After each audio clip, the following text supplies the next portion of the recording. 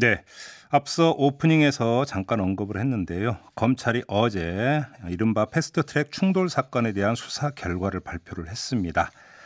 여야 의원들을 함께 불구속 기소를 했는데요. 물론 숫자에는 차이가 있습니다. 하지만 불만은 여야 모두 나오고 있습니다. 그 불만의 사유는 또 다르기도 한데요.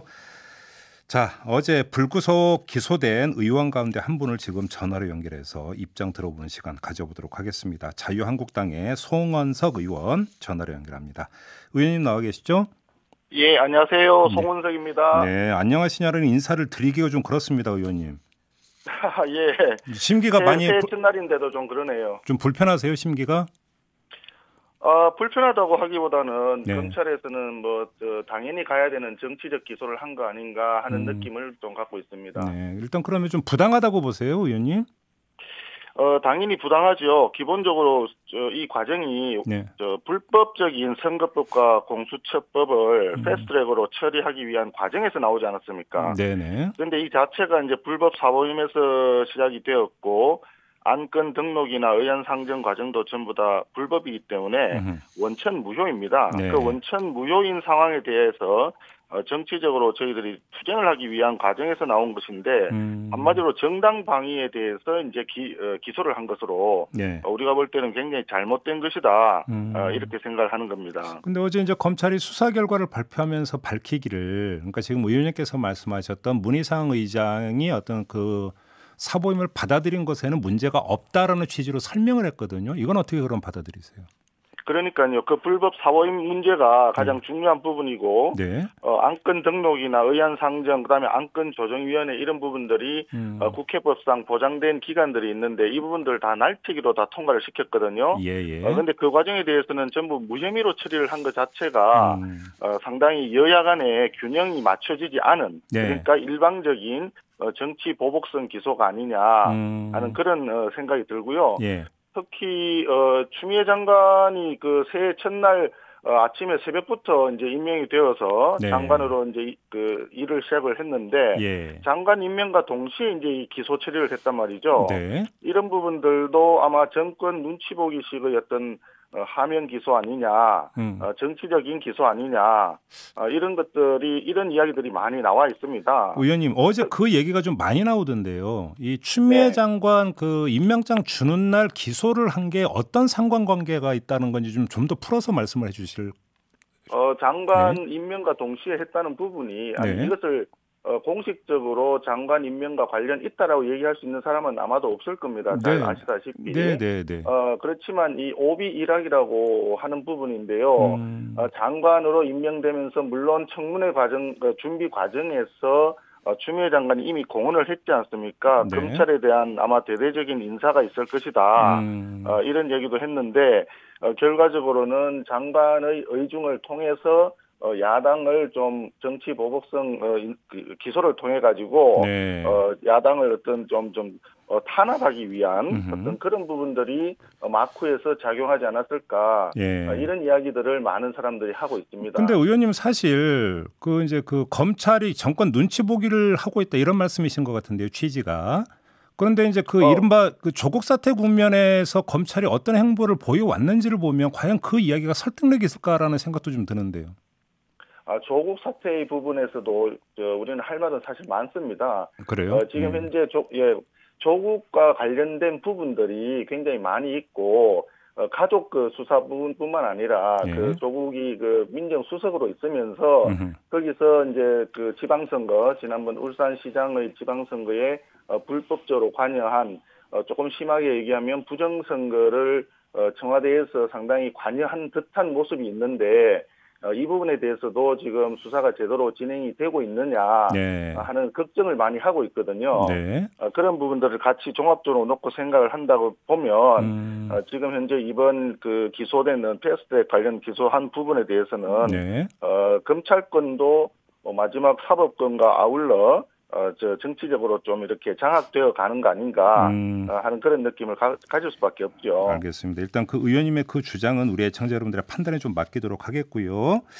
저 다음 그 문제로 넘어갔으면 일단 형평성 문제가 있는데요. 지금 제가 그러니까 질문 드리고자 하는 형평성은 여야 간의 형평성이 아니라 지금 같은 당 의원들 사이에서의 형평성인데요. 이제 의원님께서 불구속 기소된 데 이제 결정적인 게 이른바 최이배 의원 이른바 감금 사건이 있지 않습니까? 네네. 그런데 이때 이제 같이 했던 여상규, 김도읍 의원 등 5명은 제외가 됐단 말이에요. 이걸 어떻게 받아들이세요?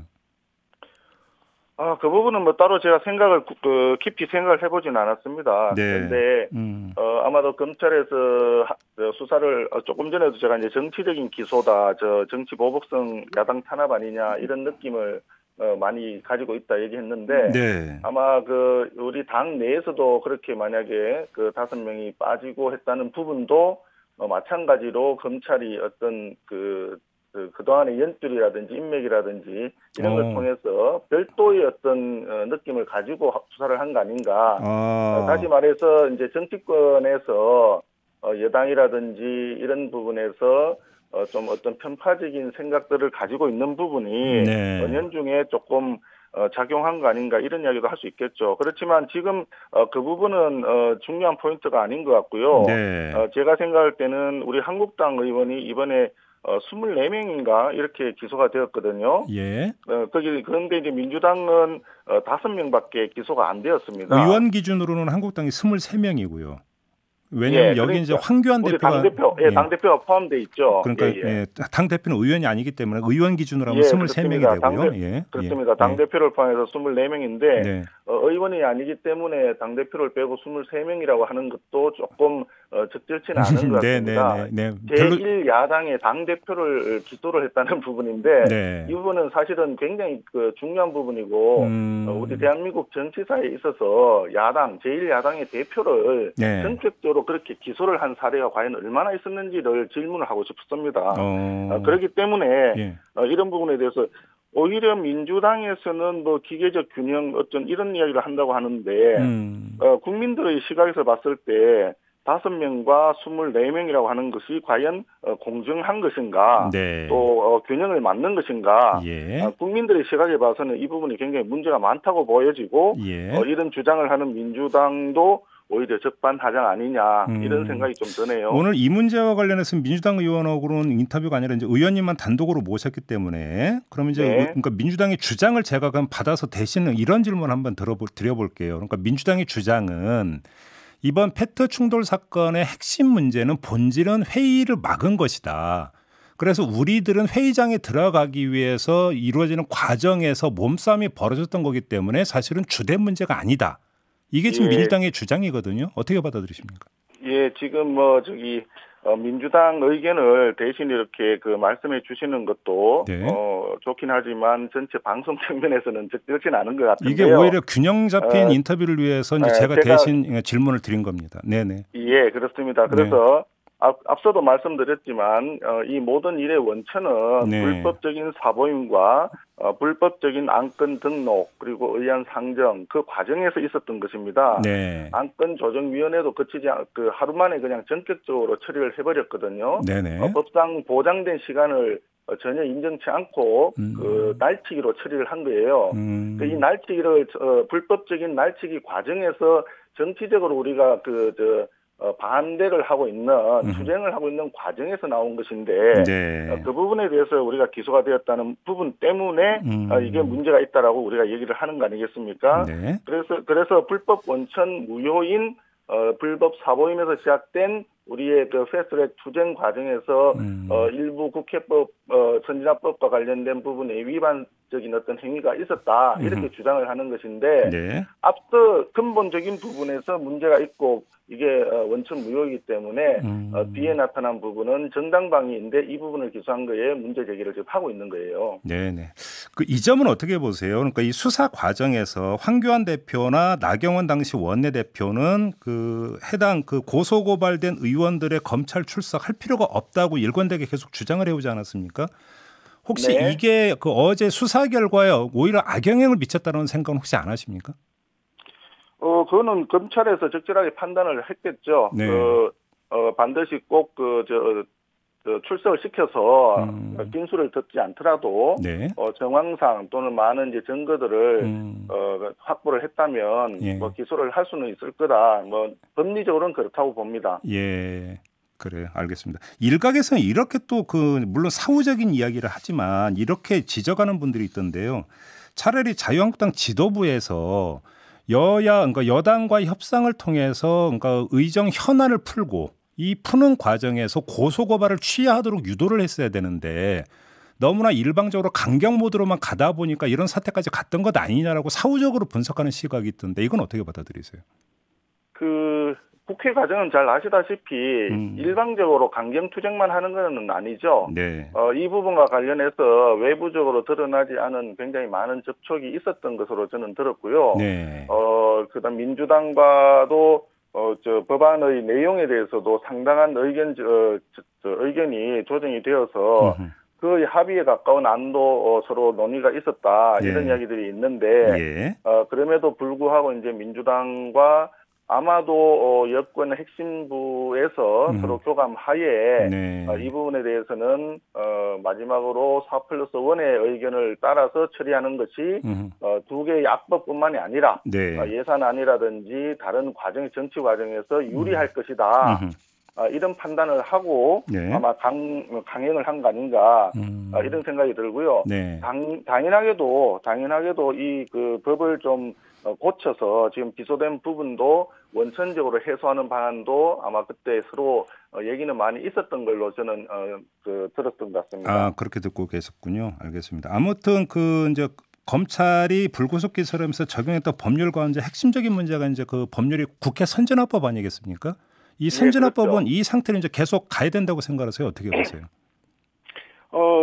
이 과정을 지난 1년간을 유추해 보면 선진화법이 굉장히 그때 중요한 어떤 동물국회를 바로잡기 위한 중요한 개정이었다고 하는데 결과적으로 선진화법이 소수 야당의 어떤 입장을 지원해주기 위한 법이었는데도 불구하고 제기능을 못한 측면도 또 있는 것 같습니다.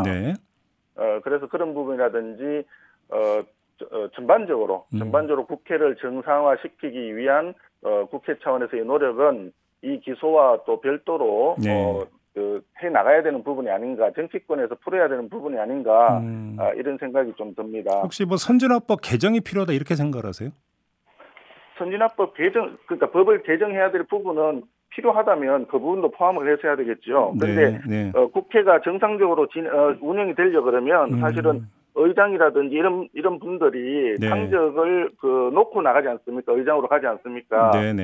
그분만큼 의회를 입법권의 수장으로서 중립적인 어떤 의회 운영이 필요하다는 전제하에서 그게 나오는 건데 이번에 과정에서 보면 의장께서도 제대로 중립적인 어떤 입법권의 수장으로서 역할보다는 어떤 정당의 의견에 따라가는 모습을 보였지 않습니까? 이런 부분을 포함을 해서 의회가 제대로 가기 위한 어떤 방안을 정치권에서 논의를 해야 되지 않겠나 이런 생각을 합니다. 알겠습니다. 마지막으로 이 질문을 좀 드려야 될 것 같은데요. 이제 총선이 사실상 보니까 석 달 앞으로 다가온 상황에서 지금 이제 불구속 기소 결정이 내린 거거든요.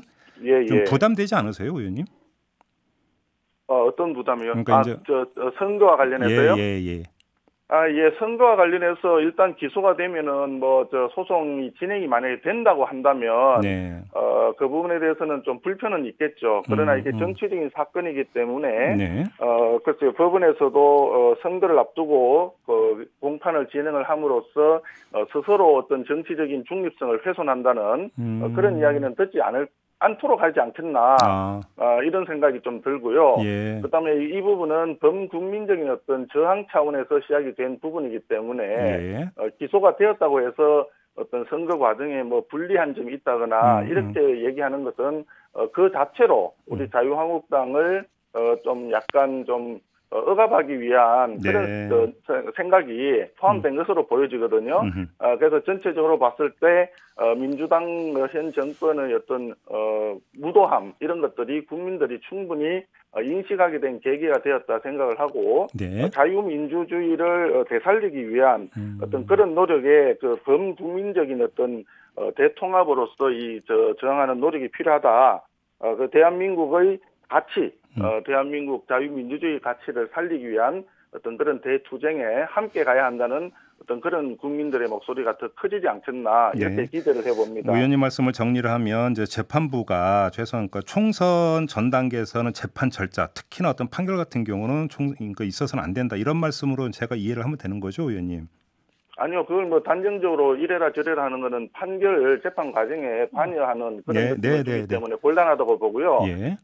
스스로 이화 부정관 아니겠습니까? 그렇기 때문에 법원에서도 전체적으로 일정을 잘 관리하지 않겠나 하는 그런 말씀을 드렸던 것이고, 오히려 더 중요한 것은 조금 전에도 말씀드렸지만 선거와 관련해서는 현재 이 문재인 정부의 잘못된 점들이 너무나 많기 때문에 이것을 바로잡기 위한 노력의 어떤 계기로 되지 않을까 하는 그런 말씀을 드렸습니다. 알겠습니다. 자, 말씀 여기까지 드릴게요. 고맙습니다, 의원님. 네, 감사합니다. 네, 지금까지 자유한국당의 송원석 의원이었습니다. 이슈의 핵심을 꿰뚫는 예리한 시선, 믿고 듣는 진품 시사, 김종배 시선 집중.